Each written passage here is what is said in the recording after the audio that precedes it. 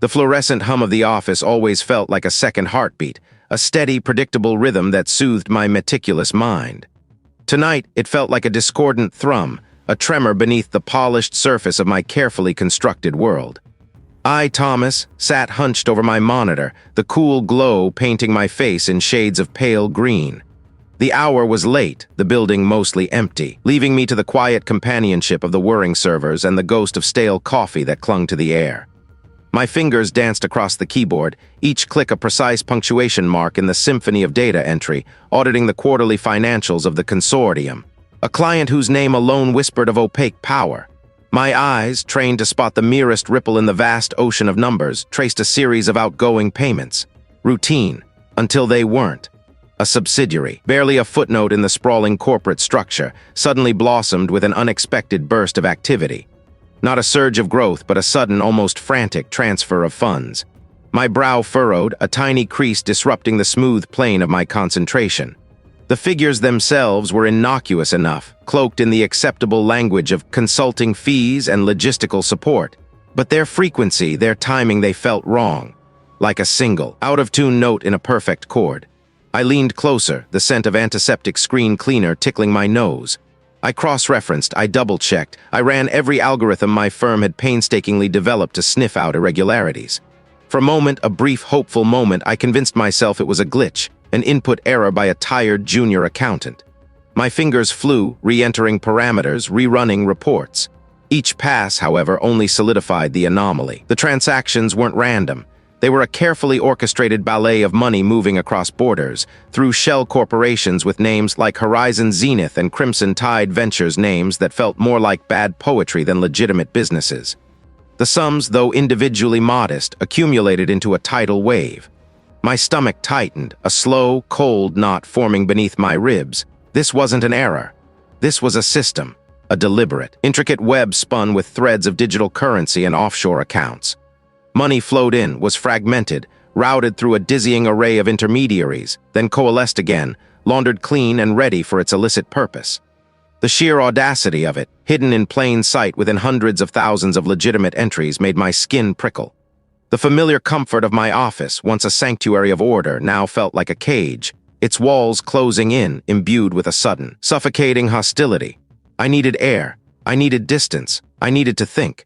The city lights blurred into streaks of amber and ruby as my car cut through the night. The hum of the engine was a low drone, a dull counterpoint to the chaotic thoughts churning in my skull. I drove past the familiar exit from my apartment, a primal instinct overriding my usual routine.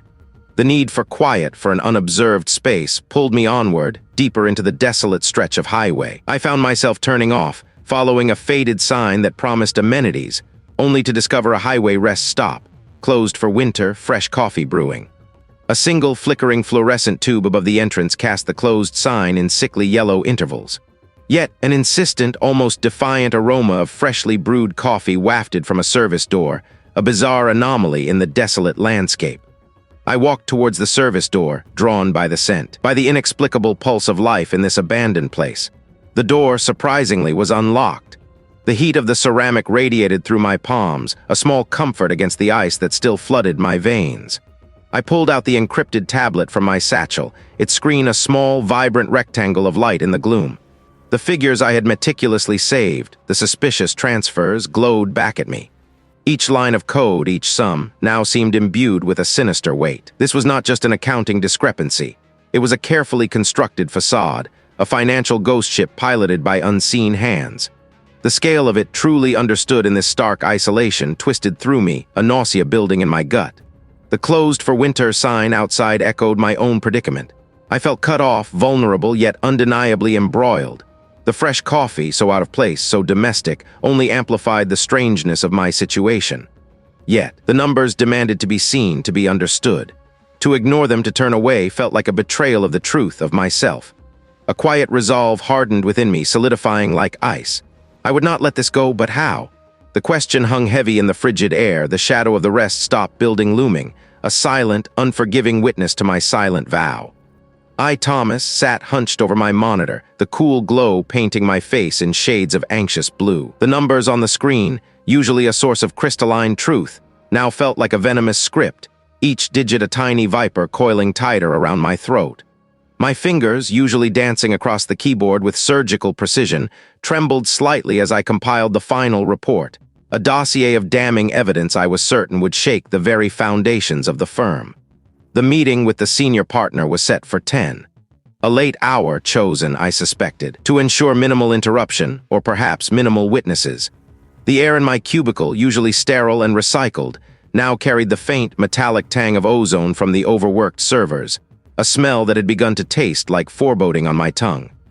I printed the last page, the crisp thwack of the paper against the tray echoing too loudly in the hushed office. The stack of documents felt heavy in my hands, a burden of truth I was about to lay at the feet of power. A knot of anticipation, cold and tight, formed in my stomach. I believed in the system. I had to. The senior partner's office was a realm of hushed opulence, a stark contrast to the utilitarian cubes outside. Dark mahogany gleamed under recessed lighting, the air thick with the scent of aged leather and something subtly floral like wilting lilies. He sat behind a vast, polished desk, his expression unreadable, a carefully crafted mask of polite attention. My pulse hammered against my ribs as I laid the report before him, the thick binder feeling impossibly thin against the weight of what it contained. "There's a problem." I began, my voice steady despite the tremor in my chest. "A significant one." I walked him through the anomalies, the layered transactions, the ghost companies in offshore havens, the dizzying dance of laundered millions. Each sentence I spoke was a thread pulled from the tangled web I had unraveled, each fact a stone I placed on the scale of justice. He listened, eyes fixed on the distant cityscape visible through his panoramic window, occasionally nodding, a slight, almost imperceptible movement. He turned from the window, his gaze finally settling on me, devoid of warmth. "Thomas," he said, his voice a smooth balm that did little to soothe my rising unease. "Your diligence is, as always, commendable, truly exemplary." He picked up the binder, his fingers brushing the cover, but he didn't open it. "This firm values its reputation above all else and its people. We take care of our own." A pause. "You've been under a great deal of stress lately, haven't you? Long hours, complex cases, it can warp one's perspective." My breath caught. "Sir, the numbers are clear. This isn't perspective. This is a multi-million-dollar scheme. It points directly to speculation, Thomas," he interrupted, his tone still even, yet now edged with something sharp, like a razor concealed in velvet. "Hypotheticals. We deal in facts, not conjecture. And in the delicate balance of international finance, one must be exceedingly careful not to disturb what appears on the surface to be stable. Unnecessary turbulence can have unforeseen consequences, for your future here, even for your family." The floral scent in the room suddenly felt cloying, suffocating. Ice flooded my veins. My mind, usually a fortress of logic, reeled. The casual mention of my family, the soft, almost paternal tone, twisted through me like nausea. This wasn't a dismissal, it was a warning. The corruption wasn't just a client's problem, it was woven into the very fabric of the firm, reaching higher than I had ever dared to imagine. He knew. He was part of it, or protecting it. My meticulous report, my irrefutable evidence, was not just ignored. It was a liability, a dangerous one. I left his office, the heavy door closing behind me with a soft click that sealed me out, not just from the room, but from my comfortable illusion of safety. The once predictable rhythm of the fluorescent hum now felt like a frantic, irregular heartbeat. The air in the hallway, once sterile, now tasted bitter like ash. The drive was a blur of highway lights, a tunnel of illuminated asphalt leading nowhere. I needed to think, to breathe air that wasn't tainted by deception. My car, a familiar cocoon, felt like a cage. I found myself pulling off the main road, the tires crunching on gravel towards a highway rest stop closed for winter. A chain across the entrance, a sign faded by sun and snow, declared its dormancy. Yet a single weak light glowed from within, a beacon in the desolate landscape. The wind, sharp and unforgiving, whistled through cracks in the building's facade, carrying the faint, earthy scent of frozen ground. I pushed through the unlocked side door, a relic of some forgotten employee, and stepped into the cavernous, unheated space. My breath plumed in the frigid air. The tiled floor stretched ahead, reflecting the meager light from a single overhead bulb, casting the room in sickly yellow intervals. In a corner against a chipped counter stood a commercial coffee machine, inexplicably powered. I stared at it, a bizarre anomaly in the abandoned space. A small, almost defiant act of comfort. I found a packet of ground coffee beneath it, miraculously untouched by time or rodents. The rich, earthy smell of the brewing coffee began to slowly displace the damp, stale air of the closed building. I looked out the smeared window at the skeletal trees etched against the bruised twilight sky. He hadn't just dismissed me, he had bound me implicitly to the very scheme I sought to expose. My life, my career, my family all now entangled in this treacherous web. The weight that doesn't add up moments from my audit now coalesced into a terrifying certainty. I was no longer an investigator. I was a target. I had to find a different path, a path outside the system. The floral scent, once a gentle perfume, now clung to me like a shroud. It was the scent of betrayal, of unseen hands tightening their grip. The casual mention of my family, a whispered poison, had twisted through me like nausea, leaving a metallic fear to coat my tongue. It wasn't a dismissal, it was a warning. A clear, chilling message etched into the marrow of my bones. I drove until the city lights blurred into a distant haze, until the drone of the engine was the only sound for miles. My destination, chosen for its desolate anonymity, was a highway rest stop, closed for winter, fresh coffee brewing. The sign, faded and peeling, announced its temporary slumber, but a small light glowed stubbornly in a corner window. Winter had truly settled in, dragging the sky down to a bruised, heavy gray. My breath plumed in front of me quick, shallow clouds. Inside, the rest stop was a sterile box of pale tiles and plastic tables, the fluorescent bulbs above flickering with a lazy, uneven rhythm, painting the scene in sickly yellow intervals.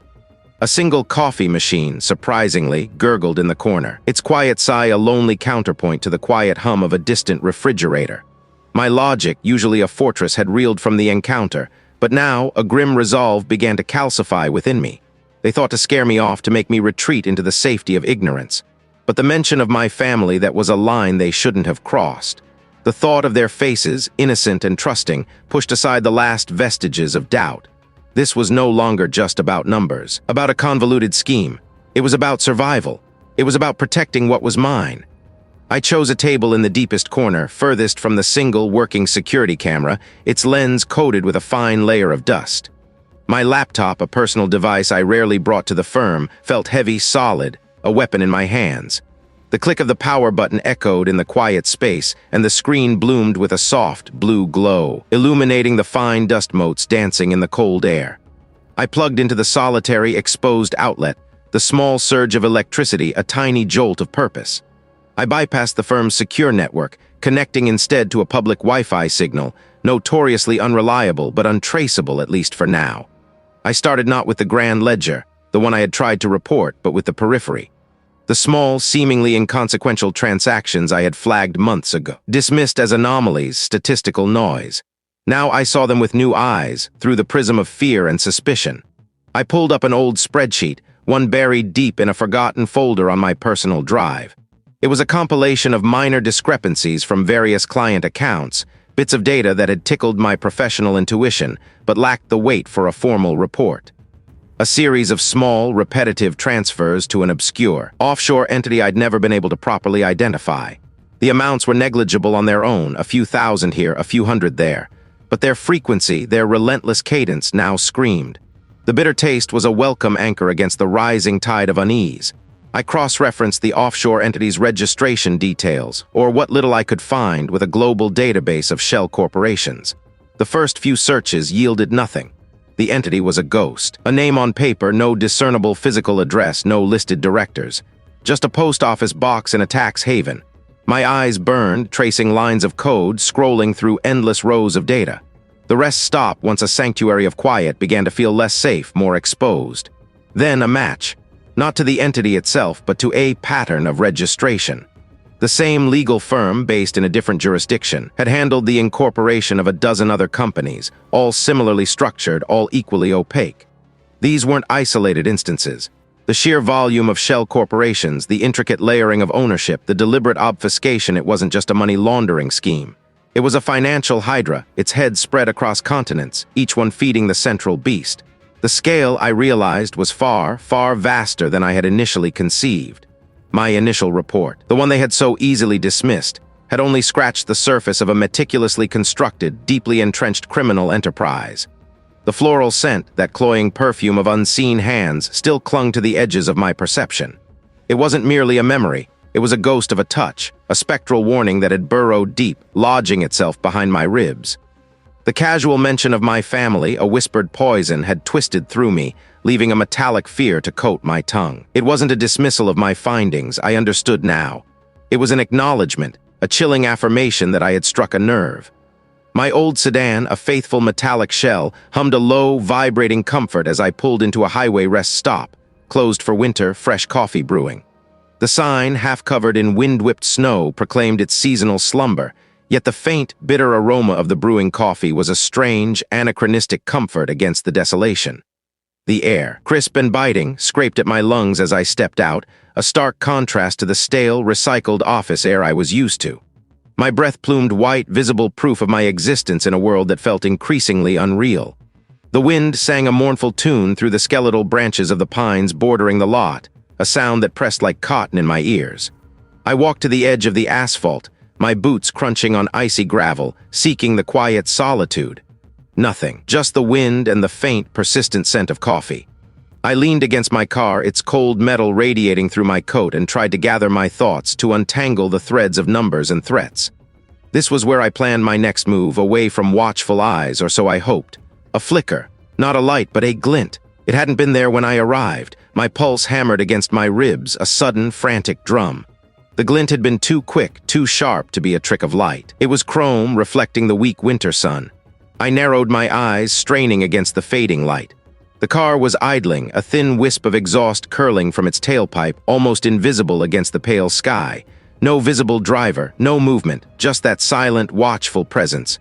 My skin prickled, aware. I pushed off my car, the metallic groan a loud intrusion in the quiet. My steps, slow and deliberate, measured the distance. Each crunch of gravel underfoot felt amplified, a declaration of my presence.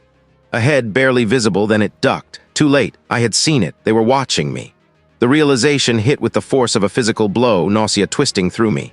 My doubt, a constant companion since the veiled threat, evaporated. This wasn't paranoia, this was real. I didn't confront them, not yet. I pivoted, walking a wide, slow circle, pretending to stretch, to admire the desolate landscape. My eyes, however, were fixed on the car. My mind raced, sifting through recent memories. Had I seen that specific model before? Yes, a week ago near my apartment. Then again 2 days prior, idling at a coffee shop I frequented. Coincidence? Not anymore. The pieces clicked into place, forming a mosaic of quiet pursuit. It wasn't just a vague threat, it was active surveillance. I returned to my car, the metallic fear coating my tongue now sharpened with a bitter taste of determination.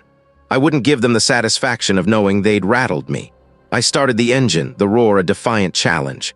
As I pulled out, I checked my rearview mirror. I drove not home, but on a meandering route through back roads, testing the theory. They stayed with me, always a few cars back, never obvious, but always present. My world, once neatly delineated by spreadsheets and regulations, was shrinking, becoming a stage for this silent, terrifying play. The next morning, the pressure escalated. I found my mailbox ajar, a small, almost imperceptible detail. Then later a phone call. No hang-up click, just the dead air, heavy and expectant. I gripped the receiver, my grip tight. They weren't just watching, they were touching the edges of my life, leaving subtle, unsettling marks. It was a message. We see you, we are here. Later at my desk, a colleague, the senior partner's assistant, approached me, finished my project, the one on the overseas accounts. Her words were innocuous, but her expression held a weight that didn't match. This wasn't a casual check-in, it was a probe, a subtle test. The walls of the firm, once a sanctuary of order, now felt like they were closing in. I gave a non-committal answer, my mind racing, trying to decipher the layers of meaning in her anxious glance. That evening, I drove to an abandoned factory on the outskirts of the city, a place I used for quiet contemplation, away from prying eyes. I needed to confirm my suspicions, to find proof of the surveillance. I had a small, specialized device, a relic from a brief, misguided hobby designed to detect certain radio frequencies.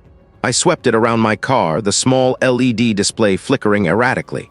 Then, a strong, consistent signal. It pulsed, a steady beat from beneath the chassis. A tracking device, not just surveillance, but constant, precise tracking. The realization hit me with the force of a physical blow. They hadn't merely seen me at the rest stop, they had known where I was going. My weight that doesn't add up moment solidified into a terrifying certainty. My world had irrevocably shifted. I was a marked man, and the game had just turned deadly. The senior partner's assistant's words, a whisper thin as winter air, clung to me long after she'd melted back into the office's calculated hum. The one on the overseas accounts. Each syllable felt weighted, a lead sinker dropped into the still waters of my carefully constructed life. The fluorescent lights above my desk, usually a comforting, predictable glow, now seemed to pulse with a sickly, intermittent flicker, casting my papers in shifting shades of green and gray. My fingers, usually so precise with numbers, felt clumsy alien. I packed my briefcase, the leather cool and smooth beneath my touch, yet an unshakable tremor ran through my arm. The office, once a sanctuary of logic and order, had become a cage, its bars invisible but increasingly solid. The drive home was a blur of tail lights and rain-slicked asphalt. The city's pulse, usually a background thrum, now grated on my nerves. Every car that lingered in my rearview mirror, every shadow that danced in my periphery became a potential harbinger. They knew about the accounts. The assistant's nervous glance, the barely veiled warning it wasn't just my career on the line anymore. I decided a break, a change of scenery was needed. A short drive out of the city, just my wife and our daughter, to clear the suffocating fog that had begun to settle. My wife, ever perceptive, noticed the tautness in my jaw, the way my eyes constantly scanned the road. She reached across the console, her hand a warm anchor on my arm, but I couldn't meet her gaze, fearing the truth my own eyes might betray. Our destination was a highway rest stop, closed for winter fresh coffee brewing. A peculiar choice, perhaps, but the solitude appealed to me. The world outside the car became a canvas of muted winter hues, bare trees skeletal against a bruised field sleeping under a thin blanket of frost. The gravel crunched under our tires as I pulled into the deserted lot. The small, prefabricated building, usually bustling, stood silent, save for a faint hum from within. The sign, faded and peeling, declared its temporary closure.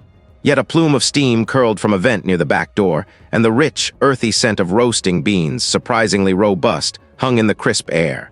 Someone was indeed brewing coffee, a strange comfort in the desolation.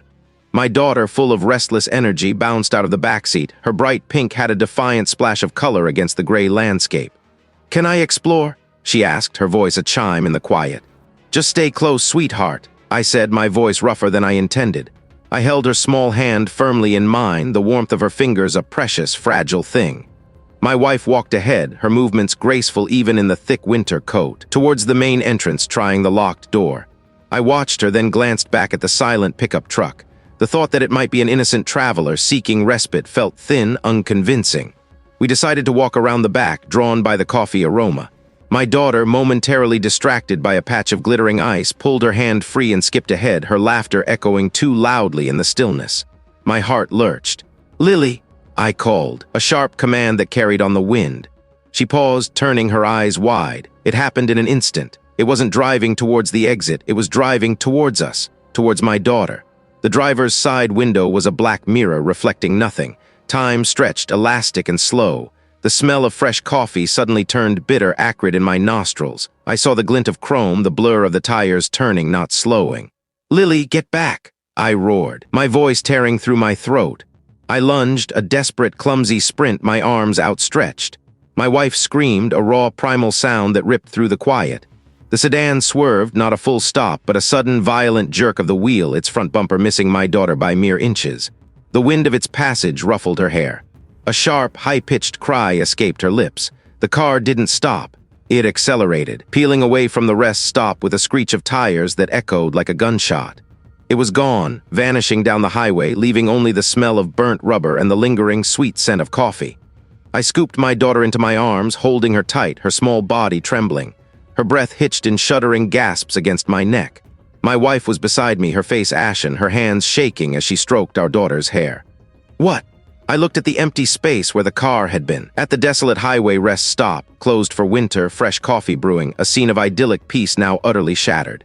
It had been no accident, a clear, brutal message. They had shown me they could reach them, my family.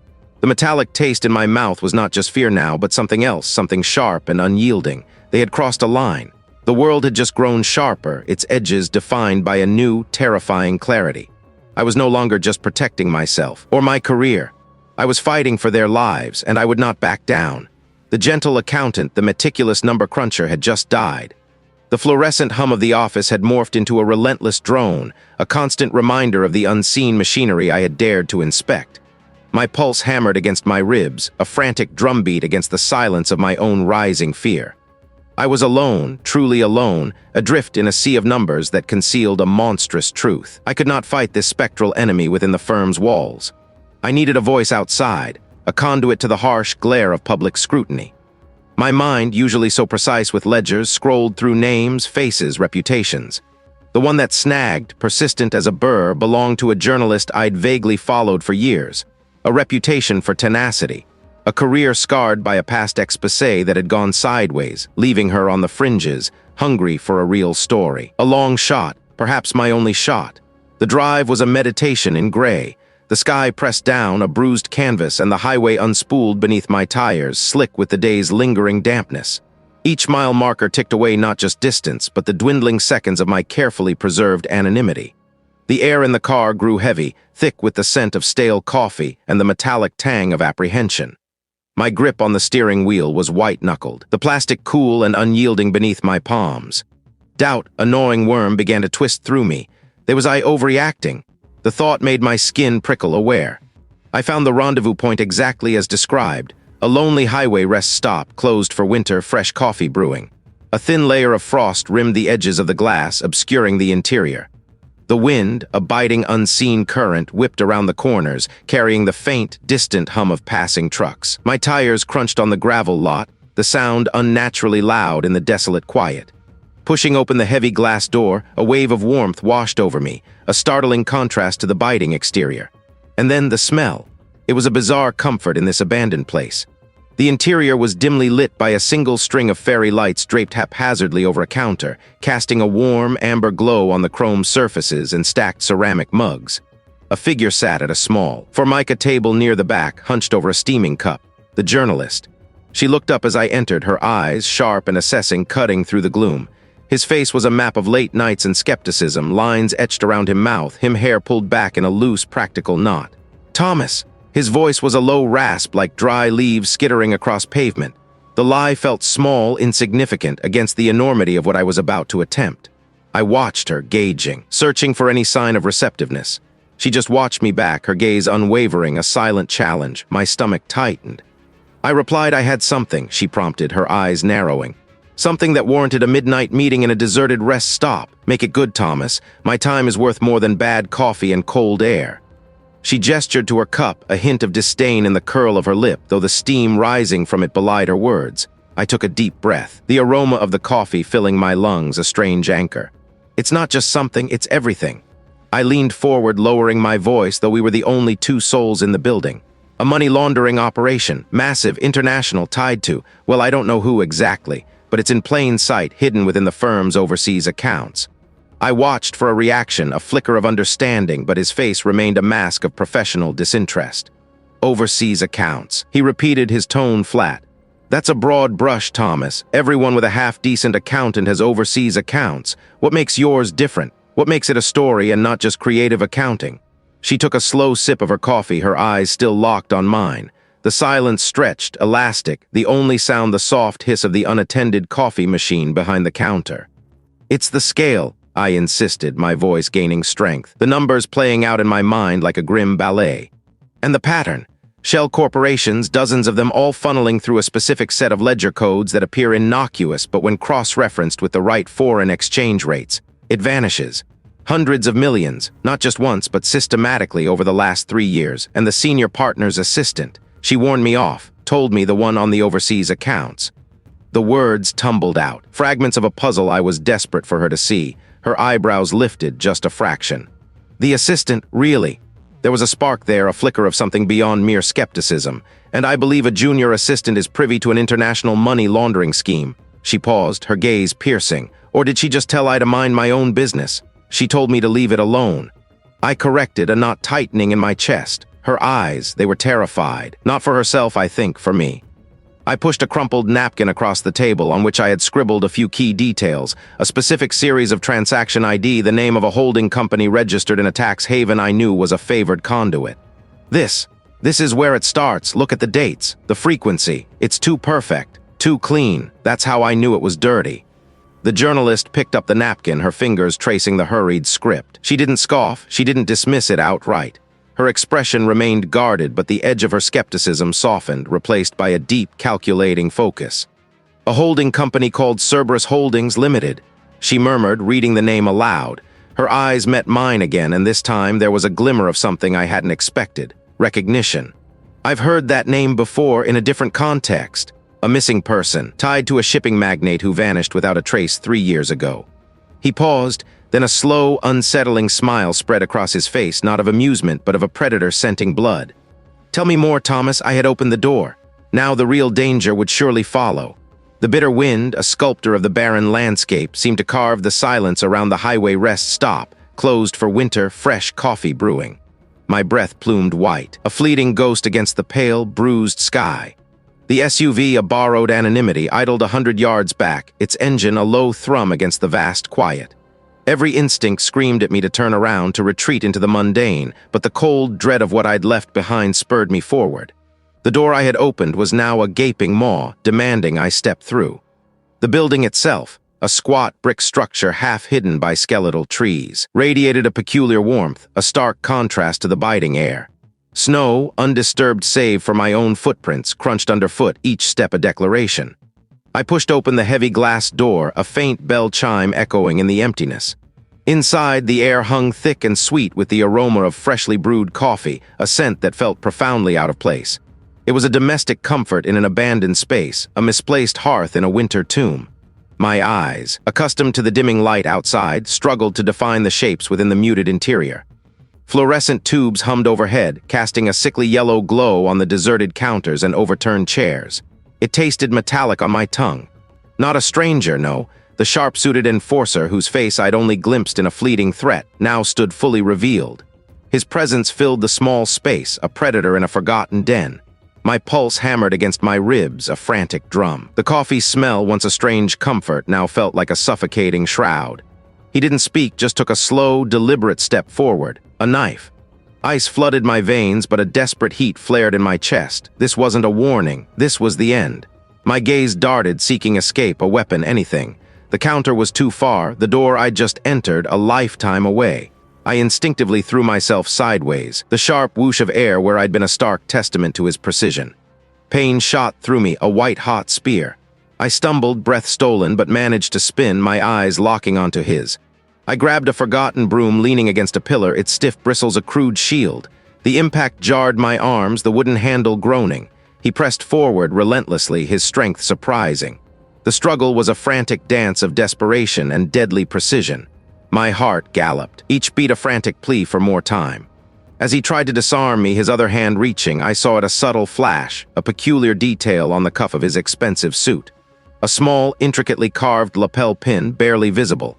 It was shaped like a coiled serpent, its tiny emerald eyes glinting. A familiar, unsettling symbol. The image, fleeting as it was, ignited a spark of recognition, a connection to something I'd seen in the periphery of the laundered ledgers. A signature, hidden in plain sight. This wasn't just a random enforcer, he was tied directly to the source. With a surge of adrenaline, I brought the broom handle up not to strike, but to block, forcing his back a step. The distraction, however brief, was all I needed. My hand shot out, not for the knife, but for the lapel of his jacket. I felt the sharp tug as the pin, surprisingly fragile, came loose in my grasp.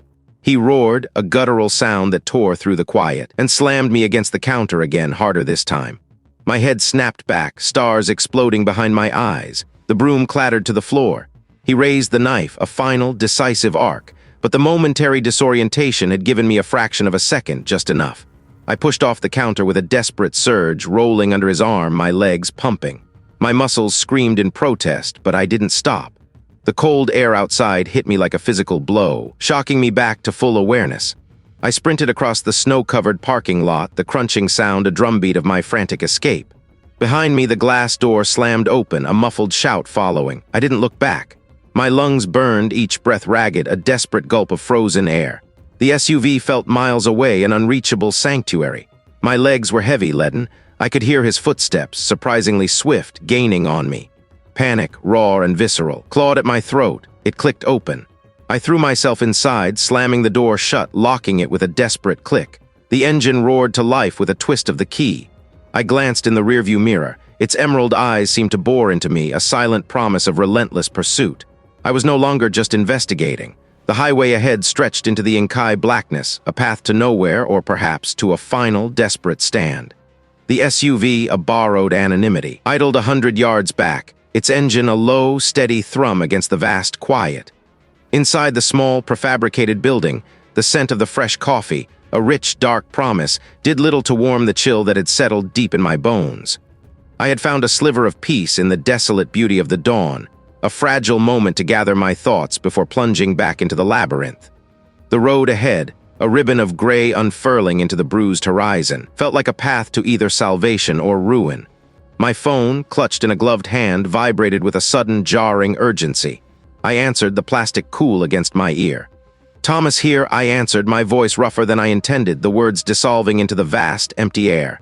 The voice on the other end was clipped, devoid of the usual corporate pleasantries, a sharp blade of sound.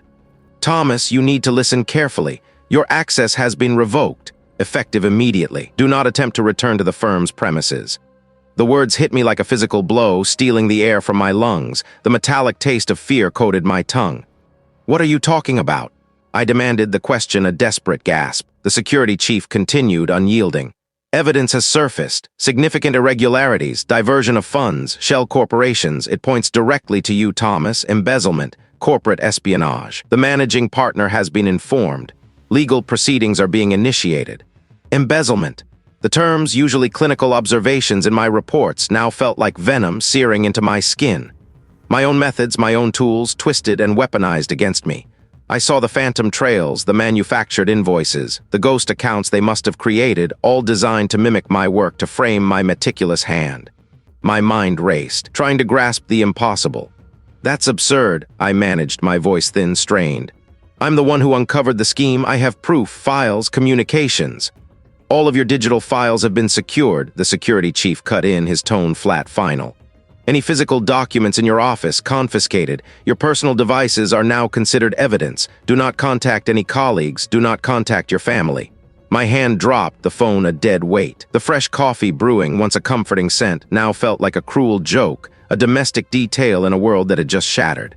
I stumbled back to the SUV, the soles of my boots crunching on the icy gravel. My fingers fumbled with the key, shaking so violently I nearly dropped it. Inside the borrowed vehicle, the stale air felt suddenly suffocating. I tried to call my wife. The screen flashing call failed. Again and again. Then a text message came through, not from her number, but from an unknown encrypted service. A single line. "They have my family. Do not contact them. Do not compromise them. I am alone now." Ice flooded my veins, not just my career, but my family. They were a pawn, a hostage in this brutal game. My vision blurred, the empty highway stretching into a tunnel of despair.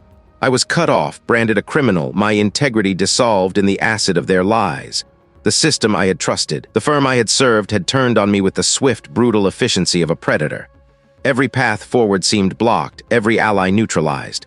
I was an exposed nerve, raw and bleeding in the open. A wave of nausea twisted through me. Had I been so naive, so arrogant in my pursuit of truth that I hadn't seen the trap closing around me? Could I have missed something, made a mistake that looked like guilt? No, my work was impeccable. I knew what I had found. I slammed my fist against the steering wheel, the dull thud echoing in the confined space. This wasn't just about money anymore. It was about my name, my life, the safety of those I loved. The determination that had fueled me for weeks now flickered, threatening to extinguish. But beneath the crushing weight of despair, a tiny spark ignited. They wanted me to break. They wanted me to disappear. They wanted me to accept ruin, but I wouldn't. This wasn't the end. This was war. And I, Thomas, the meticulous accountant, was now a soldier without an army, armed only with a desperate resolve. The quiet hum of the SUV's engine, once a comfort, now sounded like a countdown. The empty highway stretched ahead, a gray ribbon unraveling into the bleak winter sky. My vision, once a precise instrument for deciphering ledgers, blurred, the edges of the world dissolving into a tunnel of despair. They had not merely threatened my career. They had seized the very ground beneath my feet, twisting my integrity into a weapon against me. My family, innocent and unknowing, were now pawns in a game played with ruthless hands. Ice flooded my veins, a cold that sank into marrow, not just from the biting wind, but from the betrayal that had become my new reality. I found myself at a highway rest stop, closed for winter, fresh coffee brewing. The scent, rich and dark, curled through the frigid air, a stark contrast to the acid that churned in my stomach. A single lamp hummed above the locked entrance, casting a sickly yellow glow on the peeling paint of the deserted building. They had cut me off, branded me, left me for dead on this desolate road. The system I had trusted, the firm I had served, had become the very instrument of my destruction. But even as the nausea twisted through me, a flicker ignited. They had taken everything tangible, yes. My office, my files, my good name, but they had not taken my mind. They had not taken the labyrinthine pathways of numbers I had memorized, the patterns I had discerned, the anomalies that had screamed their truth from the depths of their fabricated finances. My pulse hammered against my ribs, not from fear alone, but from a burgeoning, defiant resolve. I was a forensic accountant. This was my language. This was my fight. I pushed open the car door, the hinges groaning in protest, and stepped out into the biting wind. It whipped at my coat, tearing at the edges of my thoughts, but I welcomed its sting. It grounded me. The concrete beneath my worn boots was rough, unyielding, much like the path I now knew I had to forge. I walked towards the locked entrance, drawn by the smell of the coffee, though I knew it was inaccessible. It was a small, absurd comfort, a reminder of normalcy in a world that had become monstrous. They wanted me to vanish. I would not. My mind began to sift through the fragments, not panic but calculation. They had tried to bury me under a mountain of fabricated evidence, but I knew the truth of their lies. I had seen the ghost entries, the shell corporations, the meticulously timed transfers that obscured the true beneficiaries. My memory, a vault of digits and dates, began to unlock itself.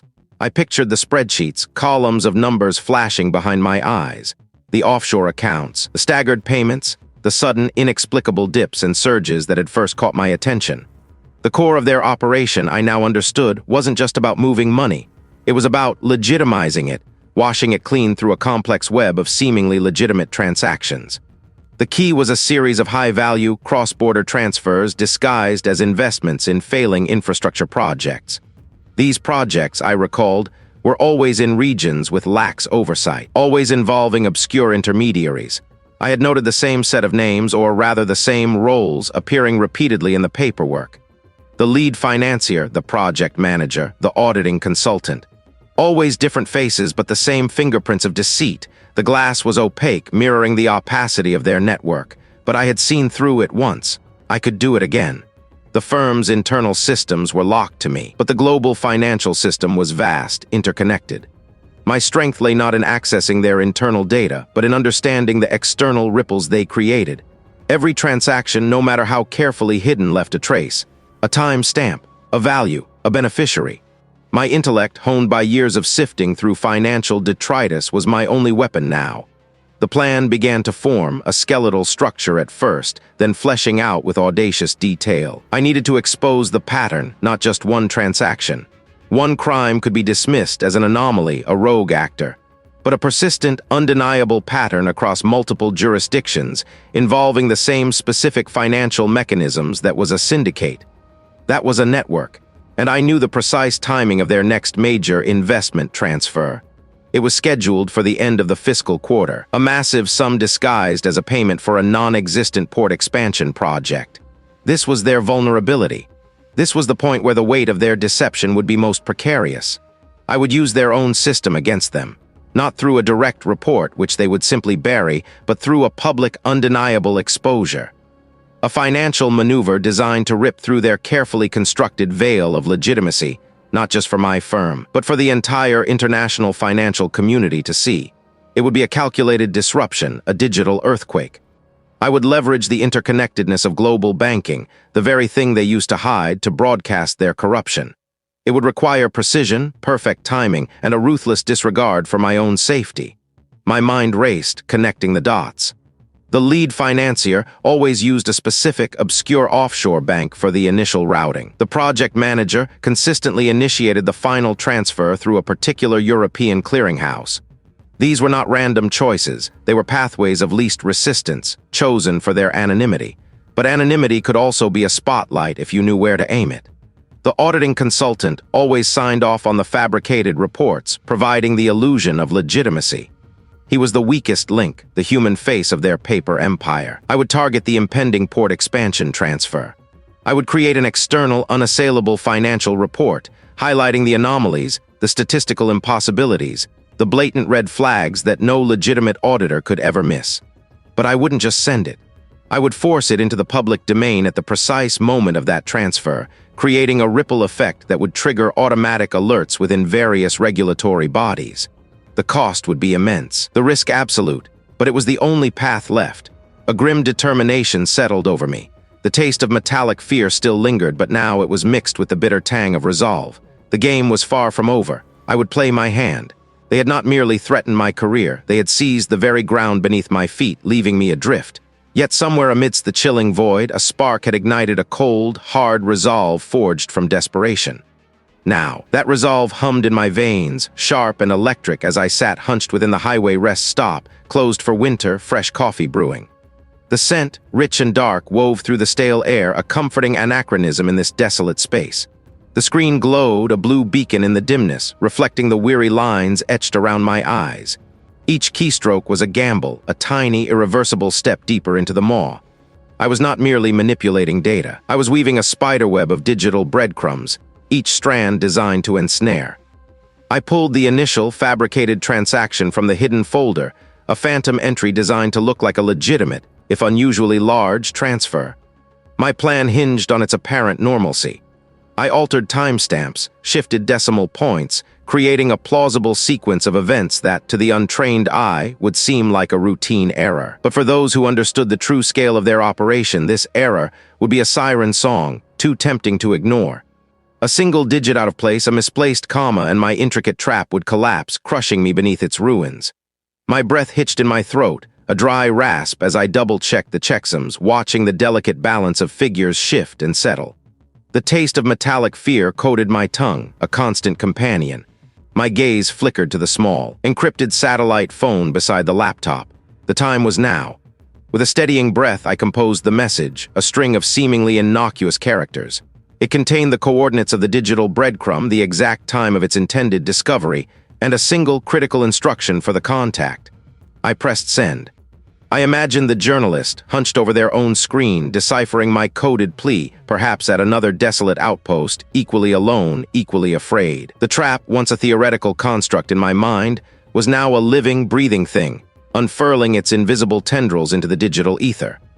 My heart hammered against my ribs, a frantic drumbeat against the quiet hum of the generator. I had set a timer, a digital fuse on a bomb. In precisely 6 hours, the fabricated data, meticulously crafted to expose the syndicate's true modus operandi, would become visible to a specific, targeted algorithm. It would be an irresistible lure, a flash of red in their carefully constructed gray world. And in doing so, they would expose themselves. Doubt, a serpent in my gut, twisted through me. Had I considered every variable, every contingency? What if they saw through it? What if the digital fingerprint I'd left was too obvious, a clumsy amateur's mistake? My skin prickled, aware of the vulnerability of my position. The scent of fresh coffee, once a comfort, now felt like a cruel joke, a domestic aroma in a scene of impending battle. Then a flicker, not on the screen but in the periphery of my vision. Headlights, distant but growing. A low rumble, a sound that didn't quite blend with the wind or the generator's thrum. My pulse quickened, a frantic hummingbird's wing. It was too soon or perhaps perfectly on time.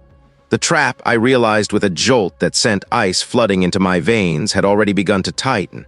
They weren't just reacting to the bait. They were already here, drawn by the mere potential of a threat. The rumble grew louder, a predatory growl. I was no longer merely setting a trap. I was caught in its first, crushing embrace.